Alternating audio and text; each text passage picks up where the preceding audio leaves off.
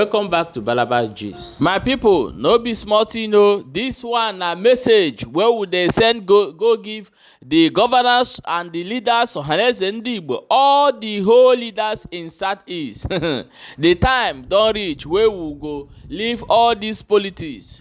Time don reach wey we go leave all this whole I am APC, I am PDP thing wey una dey do, and let us save our race, the Igbo race right now.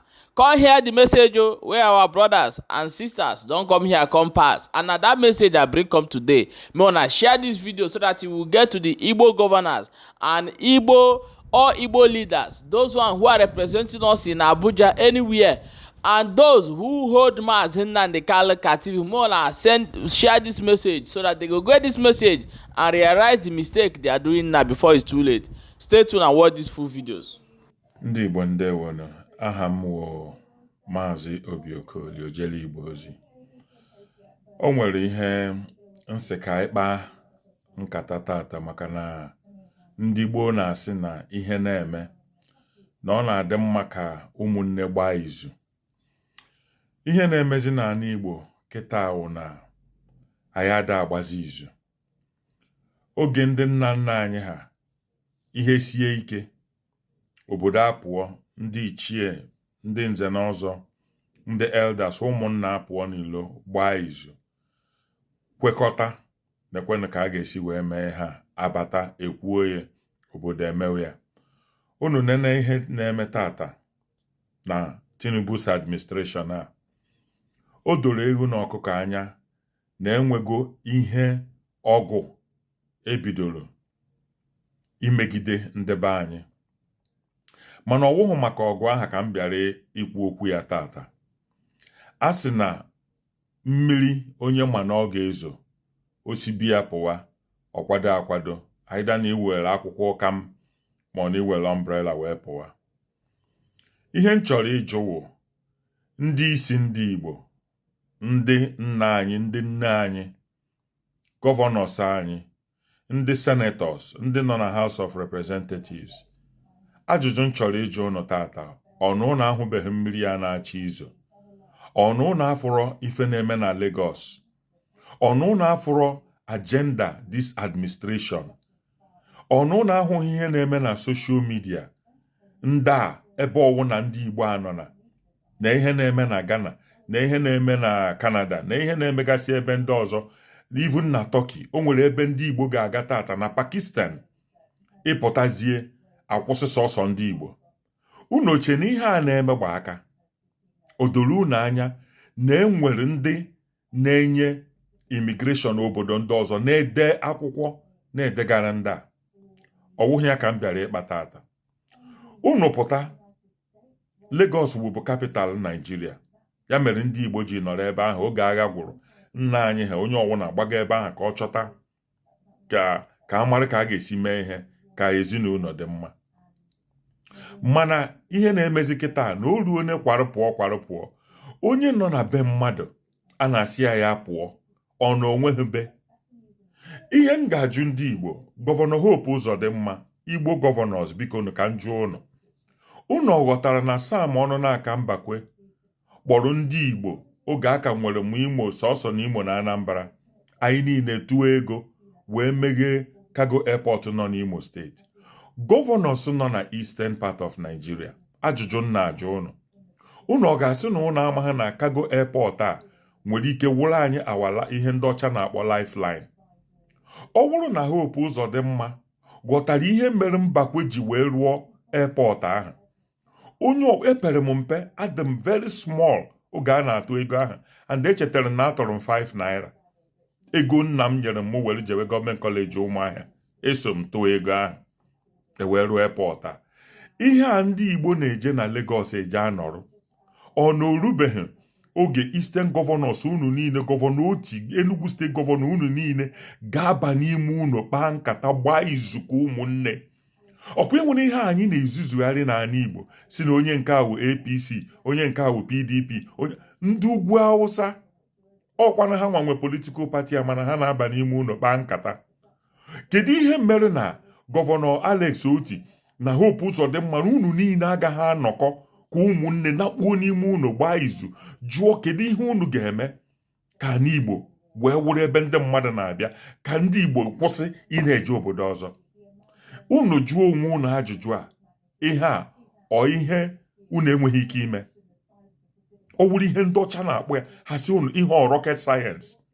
Mmiri a na-eru unu chere ka ọ maa anyị tupu unu niile agbakọ. Ma senetọs a na-akwụ unu ụgwọ kwado anyị nwa vooturu unu agaghị anọta n'ala Igbo.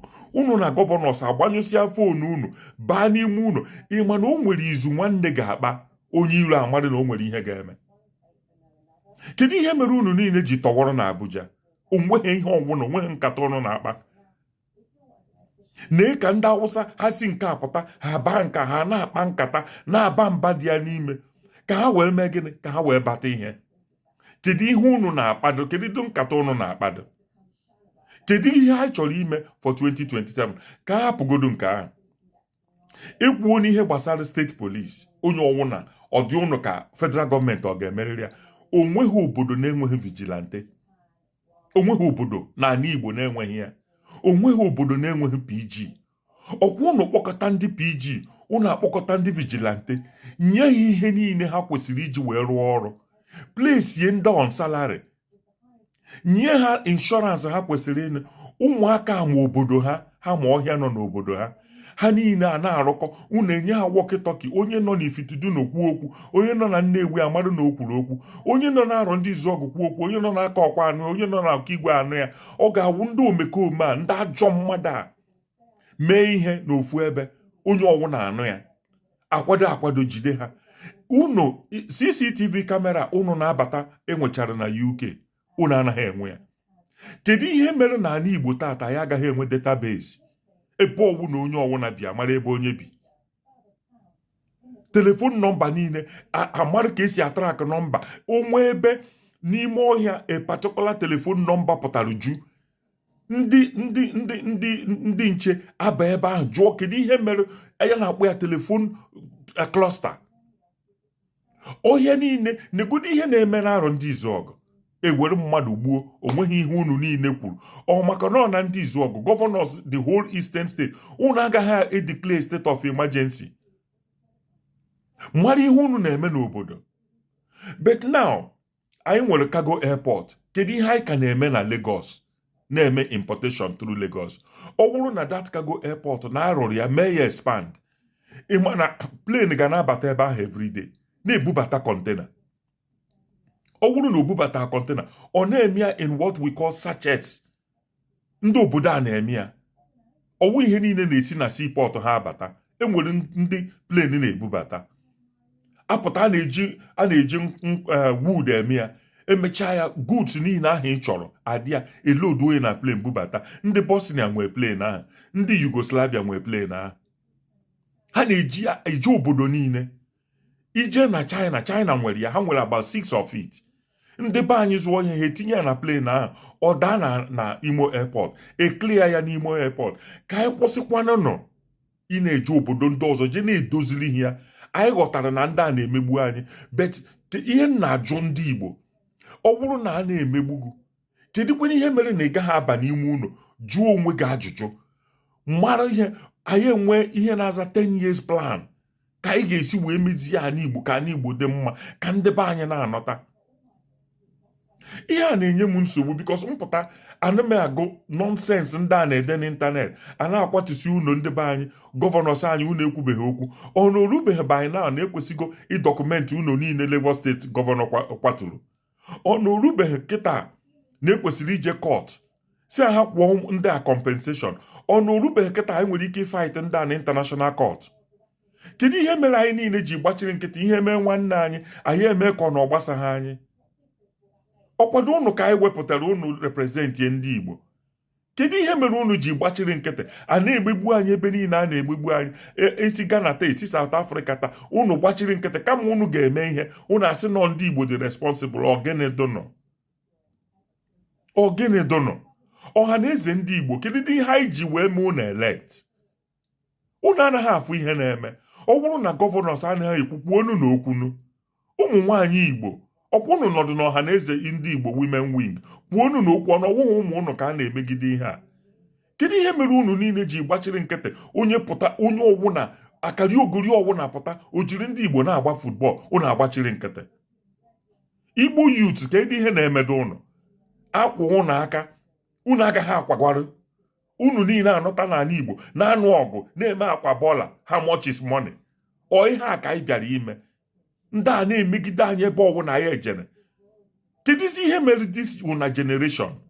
Onu ike adịdị ha ụnụ, ọnụ na agaghị defend nwe onwe ụnụ. Yani generation anyị kedụ ihe unu na-emezido? Kedu ihe wuzi problem ndị Igbo? Gọvanọs ndị Igbo baanụnụ n'ime ụlọ kpaanụnụ nkata, wepụtanụnụ ezigbote sekuriti n'ala Igbo, meenụnụ ka ọ dịnụ possible for ndị mmadụ ibunata investment ha n'ụlọ. Oke, kedu ihe unu na-ekwudu dat na ndị Igbo nọ n'ụwa niile? Ọ na ndị Igbo nọ n'ụwa niile enweghị ike inweta development fund ga-eme ka ala Igbo gaa ọfụma? Meenụ na ihe nụ mmiri ya na-elu na-achị ịma anyị. Ndewonu. My name is Lolo Nneka Chimeze. I want to call the attention of Nigerians to a deadly group that has been with us for a very long time, but they've managed to operate under the guise of tribe that the rest of Nigerians has not been able to decode them. This group, I call them the gangsters and the mobsters. And these gangsters and the mobsters originated from the Yoruba land, Lagos State to be precise. And the founder of these gangsters and mobsters is our current president. President Ahmed Tinubu is the founder, sponsor, founder of this mob group. Just like our former president, President Muhammad Buhari, is one of the founders of Boko Haram.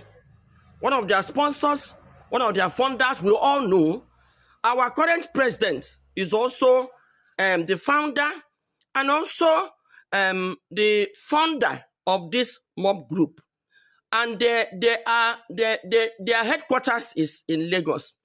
They have been able to deceive Nigerians because they don't carry arms, but the weapon they carry is deadlier than arms. They are more deadly than Boko Haram. They are more deadly than militants. They are more deadly than any other deadly group you can mention.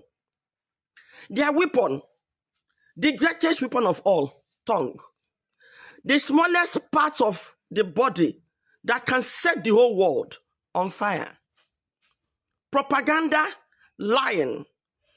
Most importantly, they hide under ethnic coloration, presenting themselves as protectors of the Yoruba land, causing mayhem, trying to sponsor another genocide.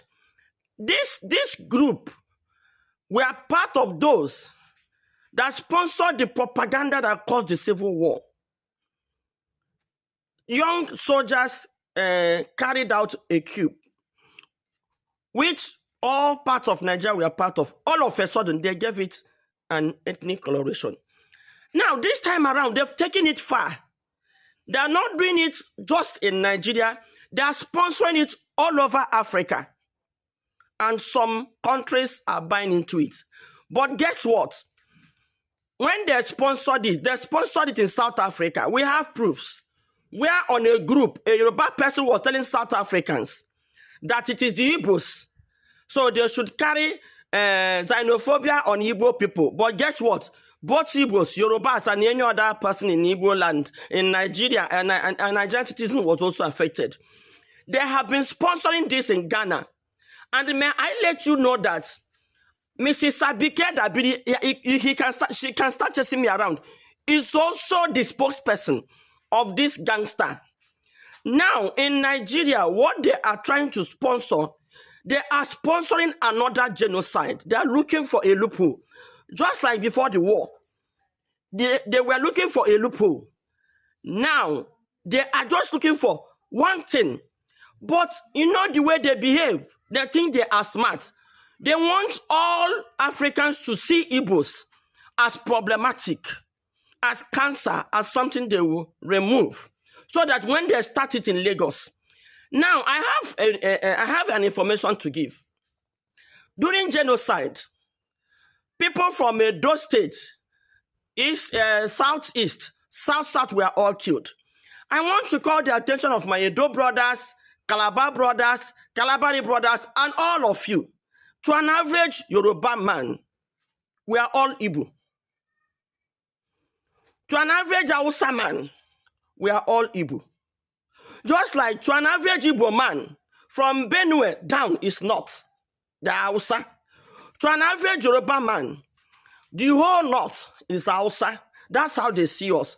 But when they want to divide us with politics, they will bring the divider. They will now know that an Edo man is an Edo man. But when they want to cheat us or kill us, we all become Igbo. My warning is, the earlier, it's only a fool that something will happen to. It is raging, it is on. They are pushing it by all means, trying to provoke the Igbos. And I'm also calling on the interests of the Igbos to rise and unite yourself. They were able to succeed in the north because they caught us on the way. With all this noise, if they catch us on the way this time around, don't you think they will liken us to fools? These people are cowards, yes. They cannot challenge you to war. They will hide under federal might because their leader now is the president. Whatever they do, they go scot-free. We're here. When a tout was intimidated a whole tribe and said he will deal with anybody that doesn't vote a particular party. Nobody said anything. Baya Ononuga is one of the PAs to our president. We saw when he said Igbos will never allow to vote in Lagos again. Let me tell you, when they say Igbos will never be allowed, when an Edo man gets to the polling booth, that is when you will know you are an Igbo man. When a Calabar man gets to the polling booth, that is when you will know you are a Calabar man. I am calling on the whole Nigerians and National Assembly. If there is another genocide against the Igbos, we will hold you responsible because you close your mouth on this. But I'm using this opportunity to call all Southeast living in Lagos. This is not a Yoruba affair. This is a monster and gangsters, but they are just like IPOP is in the east. IPOP is domiciled in the east. Boko Haram is domiciled in the north. Militant is domiciled in the south. This monster and gangsters is domiciled in Lagos. It's not an ethnic matter. And I'm calling on our Yoruba brothers to rise and condemn this before it gets out of hand. My wonderful people, welcome back. As soon as I don't watch that video, abeg, I want me to share this video and drop your own opinion in the comment section. The way our youth stay dey buy for inside Southeast now is alarming. Things are really happening. Apart from all this kidnapping and all this criminality that is going on in Southeast right now, this is a call for Ndigbo to come home. Let us know that rat where they inside us, where they chop us. Because if you do not do anything now, tomorrow you go too late. You will be governor, you go later come down. Your family is there, your siblings is there. At least you get a person where you like so much, where something go happen, when you go pay you. For sake of those ones, I beg, make una come back from Abuja. Make we talk our problem. Make una discuss how una go take empower our youth, create industries so that our youth will go back to work and leave all this criminality that is going on in our land. Please, more share this video and drop your own opinion in the comment section. My people, don't forget to see there for BarnabasGist. As they watch, make sure say they share the video so other people go to get the information and know how it they go. For this last one, it don't read.